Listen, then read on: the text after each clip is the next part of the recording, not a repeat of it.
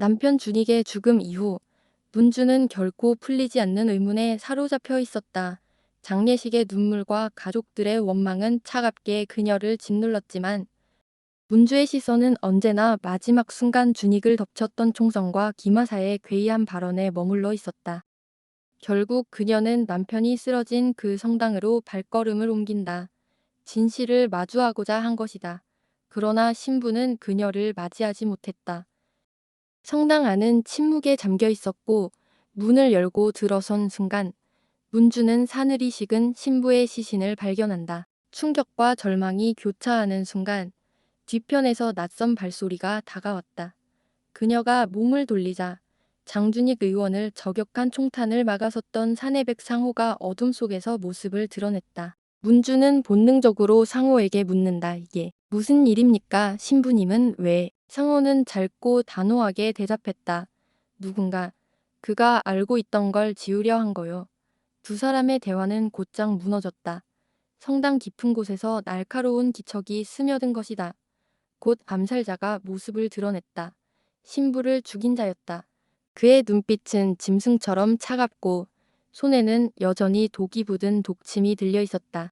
상호는 즉시 몸을 날려 그를 막았다.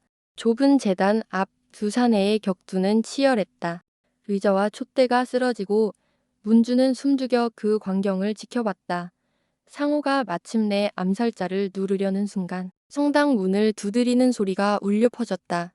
신부님 계십니까? 외부의 기척이 암살자에게 기회를 주었다. 그는 뱀처럼 몸을 빼고 그림자 속으로 달아났다. 숨가쁜 정적 속 상호는 문주의 손목을 잡아 성당 지하로 향했다. 곰팡내와 촛불 연기에 가득한 지하실에서 문주는 남편의 흔적을 발견한다. 그곳에는 준익이 숨겨둔 서류 쪽지가 고스란히 남아있었다. 그 증좌는 충격적이었다. 준익은 권력을 노린 간첩이 아니라 북한의 도발과 전쟁을 막기 위해 비밀리에 움직인 인물이었던 것이다. 문주는 서류를 붙잡은 채 눈물이 터졌다. 그 이는 평화를 지키려 했던 거예요. 상호는 고개를 끄덕였다. 하지만 그의 목소리는 냉철했다. 이 일을 이어가려면 죽음을 각오해야 합니다. 결심한 문주는 증거를 가지고 대통령을 찾아갔다. 청와대의 깊숙한 집무실에서 그녀는 손에 쥔 모든 걸 내밀며 간청했다.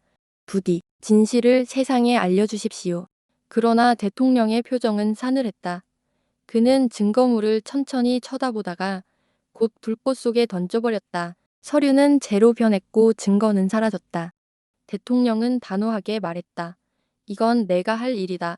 당신은 빠져라. 배신과 절망이 문주의 눈앞을 뒤덮었다. 대통령을 찾아가 증거를 건넸던 문주는 곧 그가 다른 계산을 하고 있다는 것을 직감했다. 대통령의 말과 표정, 그리고 증거를 태워버린 무심한 손길에서 문주는 분명히 알 수 있었다. 이 나라는 진실로 움직이지 않는다는 것, 그리고 그를 믿을 수 없다는 사실을. 그러나 남편이 목숨을 바쳐 이루려 했던 뜻, 즉 전쟁을 막아내고 평화를 지키는 일은 누군가 이어가야 했다. 문주는 이제 선택지가 단 하나뿐임을 깨달았다. 떠나는 것이 아니라 바로 이 자리에서 싸우는 것. 남편의 이름이 아닌 자신의 이름으로 세상에 나서야 했다. 문주는 결심 끝에 시어머니를 찾아갔다. 차갑고 냉정한 눈빛으로 그녀를 맞이한 시어머니는 먼저 물었다. 내가 대통령 후보가 되겠다고? 그렇다면 나에게 무엇을 줄 수 있느냐? 문주는 주저하지 않았다. 남편이 제게 남긴 유산, 그 모든 것을 어머니께 드리겠습니다. 대신 저를 후보로 세워주십시오.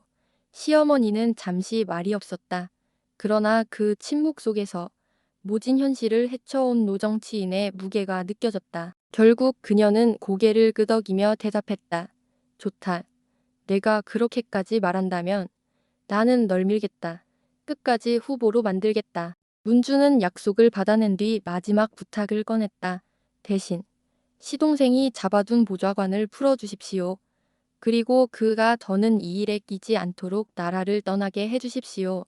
문주의 목소리는 단호했고 시어머니는 무겁게 대답했다. 알겠다. 내가 내 뜻을 따른다면 그 정도는 해주마. 한편 상호는 할머니를 구하기 위해 국경까지 향했다. 중국에서 도움을 주던 브로커와 합류해 압록강 건너 북한 땅 가까이까지 다가갔지만 삼엄한 경계와 총구 앞에서 발걸음을 멈출 수밖에 없었다. 있어 쥔 희망은 손끝에서 흩어졌고 그는 씁쓸한 마음으로 다시 대한민국으로 돌아와야 했다. 서울로 돌아온 상호가 차에 올라탄다. 건너편 다리에는 굳은 표정의 문주가 걷고 있었다. 두 사람은 서로를 바라본다. 한쪽은 남편의 뜻을 잇기 위해, 다른 한쪽은 가족을 구하지 못한 죄책감을 안은 채 차창 밖으로 스산한 밤거리가 스쳐 지나가고 불안과 결의가 뒤섞인 눈빛이 교차한다. 그렇게 문주와 상호가 나란히 달리는 장면으로 이화는 묵직한 긴장 속에 막을 내린다.